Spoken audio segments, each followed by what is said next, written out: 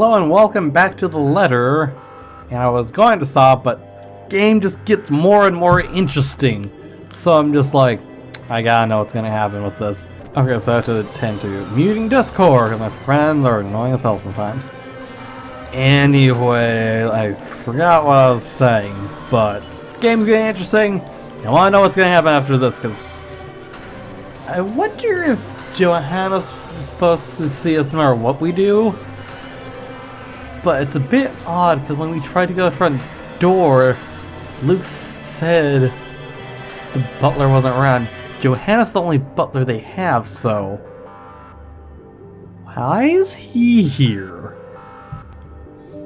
I gotta know. How unpleasant. And also something about him seems a little odd. My heart shoots up into my throat. I could run, the window's a few steps away. I should be able to escape, but instead out of some foolish impulse, I turn around. Perhaps it's because the only impression the guy has left me in what few times we met is nothing but unsettling. This ain't what you think it is. You're quite the distance from the kitchen, I'm afraid. Perhaps I should lead you there. Someone's in here before me. I wasn't here for what you're thinking. There was sobbing and... The first blow knocks the wind out of me, sending me heaving and crumpling to my knees.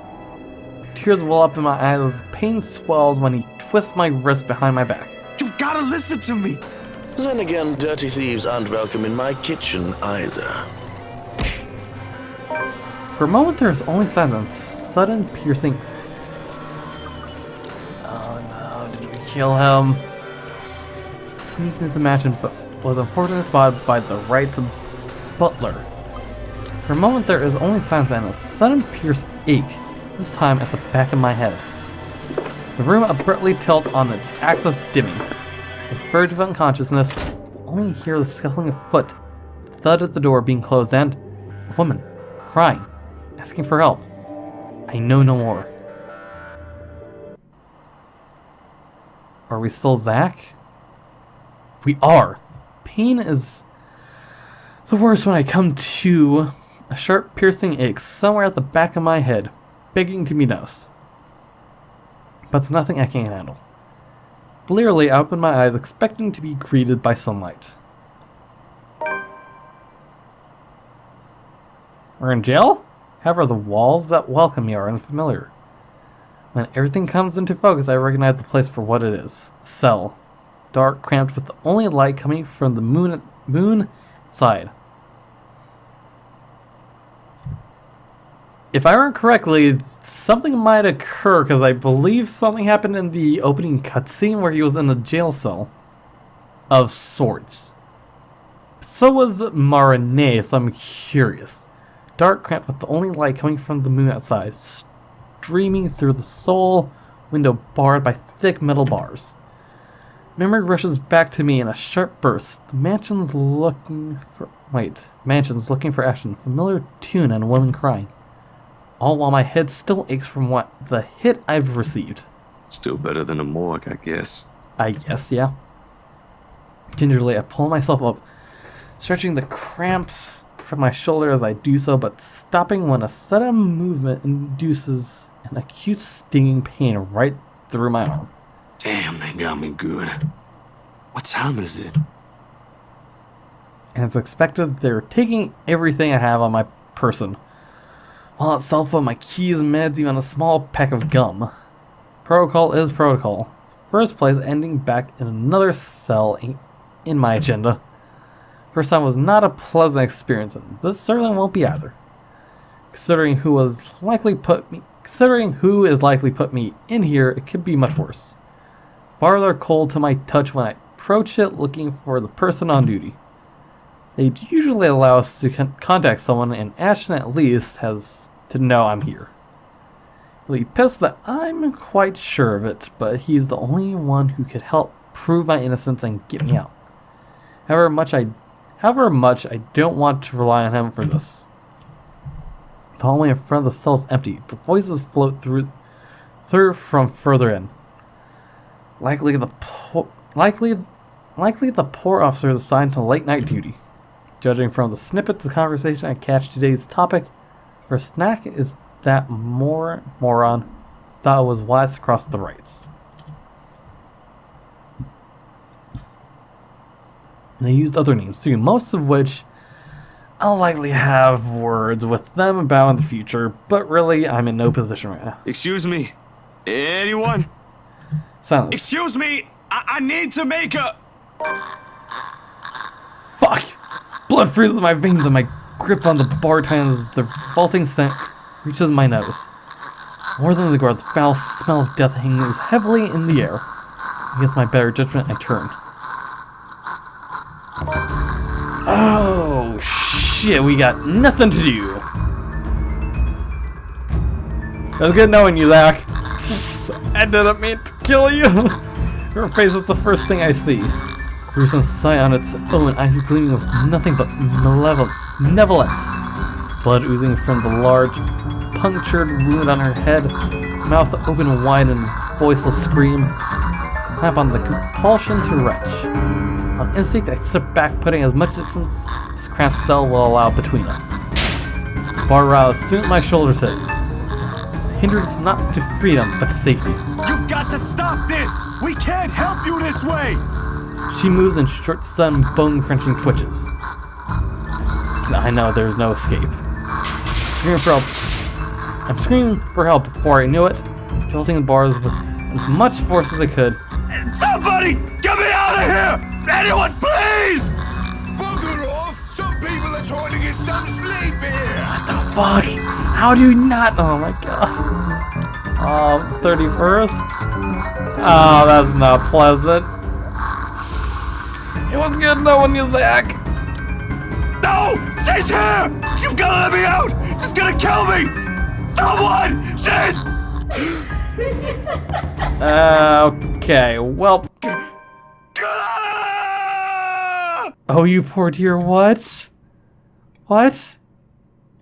It's just, oh, you poor dear, what?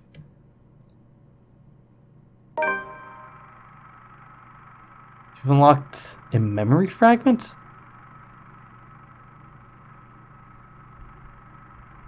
What is this?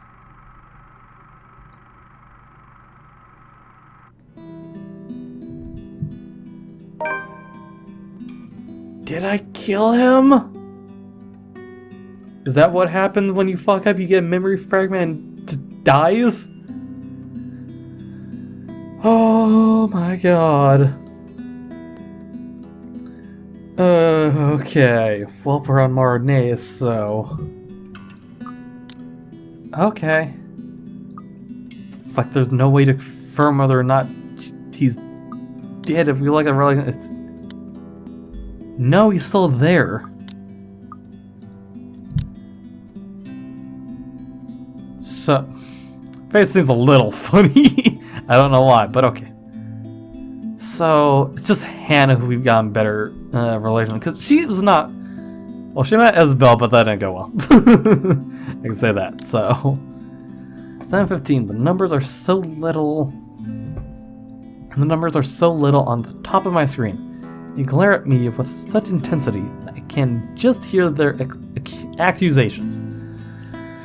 I'm late for a night with the girls, yes, but I have perfectly good excuse, jeez. Considering I don't follow typical office hours, they really can't expect me to be able to just go as I please at 5:30 on the dot. Client is first and foremost my priority. I have to sit tight with my personal assistant, Chris. Tells me we have a big one coming up, that I shouldn't miss this one. He knows a lot more on the who's and who and what's and what when it comes to these socialities, and I trust that judgment call. I really don't have time for rich people, their drama and their politics. These sorts who born with silver spoons in their mouths and who were used to wagging their silver tongues about. I let him handle the negotiating with them for the most part. Why else would I have hired him? But he told me I received a message about it an hour ago. Now, if only he has the full shilling when it comes to the time. Come on, I have a social life too, you know, to an extent. Sort of. Pressing my hand against the table, I tried to stave off an oncoming headache when the notification of a new email pops up. All I'm expecting is a, hey, this looks like a good project I found, go send them a design or something like that. Really, that's how it often goes. Even with these rich, jammy clients who's heard of me from their equally rich, jammy friends, I can't expect them to hire me right off the bat. Which is all well and good and reasonable. Figure out what they want, send them my portfolio, my drafts for their projects, rates, and hope for the best. Okay, this is a big client, Marianne. I'll babysit Barthel for you. Just please take this one project. I promise this person is huge in Luxembourg. Mr. Parker, this is a formal request to secure the service of Marianne MacLeod, henceafter called the designer. Authorized by Hannah Wright, hereinafter called by the client for interior design work at Ermengarde Mansions, Luxembourg. Okay, so this is before. Client hopes to have a designer there on the 21st of October. So this is before, because it's expecting it to be on the 21st. Client hopes to have a designer. But as I open the mail and see why I've been requested by the client specifically, well, I certainly didn't expect that. It's pretty straightforward too. Anyone else would probably be excited. They would be working with the Hannah Wright. She's just one of the richest social... I'm losing my breath here.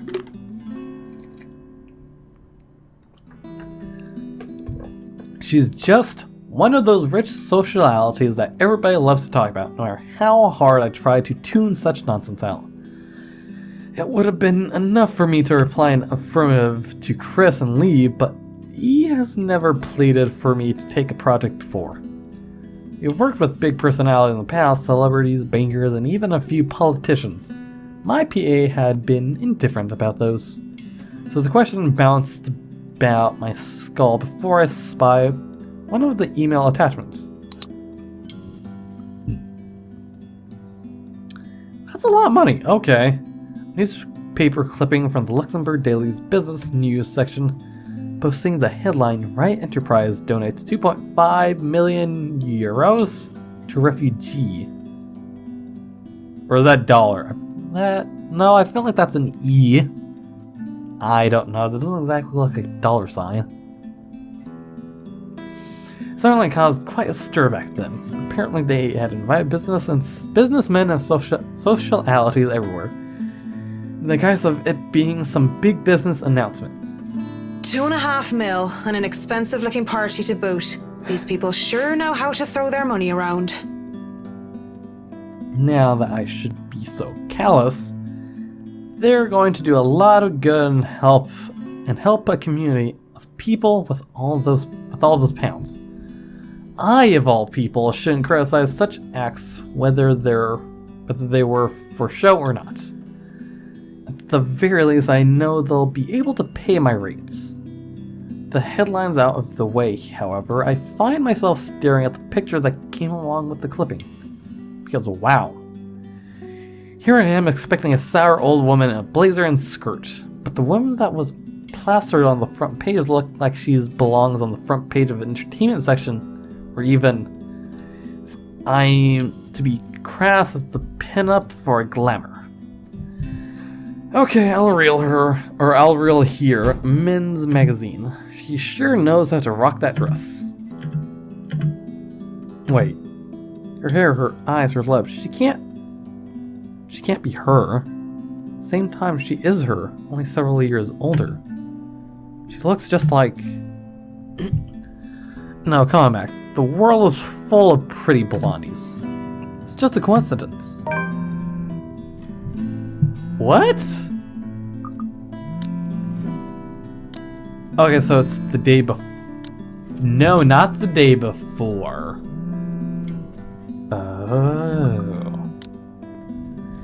With a shake of my hand, I snap out of it and reach out for my phone when it buzzes, nearly failing off my chair in the process. What the heck? Who else would be on the other line but the very people waiting for me? Oh, piss. I'm so sorry, Cam. I'm on my way. That's what I say. Yeah, I still don't move from my chair, face flustered and heart racing. I can only stare until I can will the words. I could only stare until I could will myself to reply that yes, I'm accepting the assignment. It takes even more time for me to just close the image, shut down the computer, and leave. Even then, an array burns its image into my head, no matter how much I wish it would just disappear. Makes me eager for the alcohol and the company. Makes me eager for anything that could help me forget. It's a good thing that the nearest pub is just a hop, skip, and a jump from here. It's like, what time? Okay, still got plenty of time. The Galway Shell, as it is called by those who frequented the place, is the only decent Irish pub in this country. You could pretty much tell that someone is new if they call it by its official name, the Crawl Bar. My home away from home ever since I've moved to Luxembourg. Well, that is when I'm not cooped up in my condo and working anyway. It has good alcohol, good company, and thank God, Saint Cecile, good music. Crowd favorites like the Bothy Noise, the High Wesleyan Men and Second Fusion Orchestra are often played. Okay. Not to mention the singing. I love singing. Anyone could just break out into a drinking song, and the others in the pubs were just wonderful that they'd start singing along. And doing so while intoxicated is the best of ways to go about it. Hold on, so let me go here. Profiles. What is she? So she's an interior designer and a former architect. Oh, and she also likes video games. I just noticed that, because Zachary likes video games, so... Yeah, hold on, what's their relationship? Apparently Lou likes Marianne a bit more. Okay, and then everyone else that she doesn't exactly know. Does she know Rebecca somehow? Okay. Doing so well in text is best idea. Hey, it's win-win as long as I don't puke in the middle of the chorus. As long as I can get home in one piece at the end of the day. And tonight it's karaoke night. What better time than to try and sing all my worries away? That's what my intoxicated brain tells me. The ghost of guilt and sorrow remembers who I am, and in the prison of my heart, I was my only slave. Oh my god. So let me just say, I've looked up the music beforehand before I played this game to be entirely sure. I'm like, is this definitely gonna be a game I like? And that song plays later. So hearing her sing, I'm like, oh, that's amazing. But drinking only reminds me of my home. And the thought of home makes me think of her. But in the depths of my cold soul, I'll leave the burden and despair. Oh my god, so the person who sings the song is the voice actor for this character? Oh my god, that's amazing. It makes me nauseous. It sickens me that the smallest reminder of her can cause me such grief. I'll fight for what's worth fighting for. Forget the fear, forget the rest. Of course, that might just be the booze. Any other day, I would have scolded myself for drinking so much. I lied to the Lord, I lied to myself, I lied to you and everyone I care, until there were no more lies to tell. But I already have a client, and we'll be having our first little meet and greet in a few days. Cowardice is easier than being brave.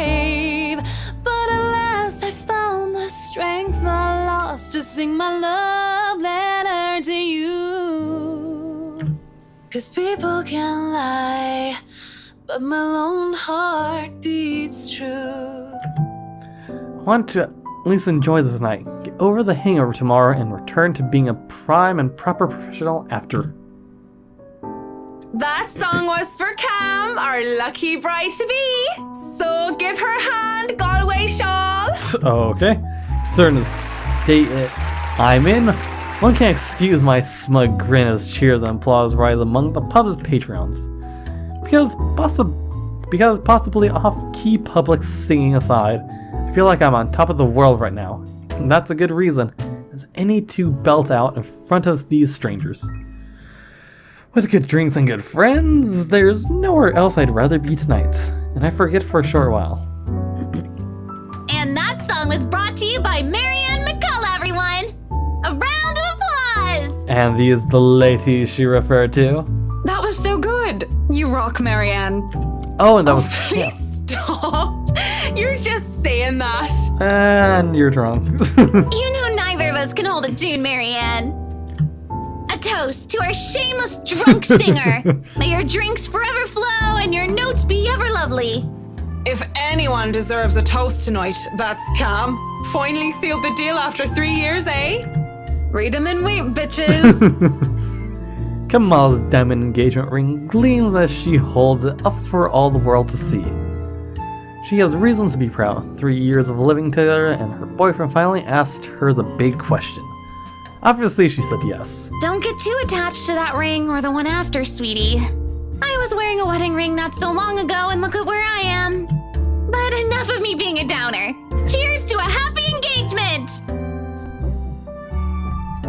Okay, and Dark's my side come in. Of course, if something like Harun's divorce were to happen, I'd be there for Cam. Just as Cam had been there for me, acting more than just my yoga instructor. I can't be happier for my friend right now. Oh my god. Cheers! Cheers! Cheers! Calvary is coming. Wrong game. Well, we both will be there for Cam, won't we? Haruna and I. Haruna, it's been a real bad year for her ever since her divorce. She's such a nice person, even loaning me money to open a studio, and she didn't serve what her husband had pulled. I'm happy she's smiling again and picking out all she used to. I think we've all missed our Japanese firecracker. We met in yoga class, something I had joined. I'm recording. Yes, Steven? Do you want to be part of this, or What are you playing? letter? It's not some game. Should all play it. Okay. I play it on my off days. No. I don't have an off day. That was my brother. You didn't see him because he was by the door. But yeah. I don't know if you even heard him, but okay. Anyway, we'll move on. I'm in yoga class, something I had joined to keep myself in shape. And well, honestly, so that I could make friends when I moved to Luxembourg. Clearly it worked like a charm. And it definitely didn't have anything to do with the fact that I brought along my lucky D20 die with me on that first day, no sir. D&D player? I love these girls so much. What about you, Marianne? You're 30 years old and you still haven't got yourself a man. Marianne, that's what, not Marianne. Marianne. And you guys know I have a very busy schedule. I don't have time for that. Oh, come on! That's a lame excuse and you know it! You need a man who'll take care of you and you need it now! Maybe some hunk will be your house hubby while you rake in the dough. I'm quite capable of taking care of myself. Who needs a Mr. Right? Hey, look at me, I'm Marianne McCullough, a lawful neutral cleric with 9 points in wisdom and 8 in charisma, but I can't get myself a date. Oh my god, I love these girls. Oh my, 9 points in wisdom and 8 in charisma. Wait, and what was it, lawfully good? Okay, lawfully neutral cleric. Oh my, awesome. Awesome, we got D&D people. I mentioned druids and demons once. Once! They don't even know the rules or understand what their numbers mean. I certainly am not some sort of holy person. I am a far cry from miracle worker, and I barely have willpower to fight off demons, especially my own. Actually, maybe she isn't looking for a Mr. Right, but a Mrs. Right. Oh, my Marianne, we still love you even if you're in the closet. That would explain some things. Howdy now, you don't have a ring anymore. Maybe you two can be together and I don't have to worry about my best girls being alone. What are you on about? There's nothing to explain. Okay. But the more I deny the latter, they tease until other people in the pub start to watch. It doesn't help at all when Harane drapes her arm over my shoulder and leans in.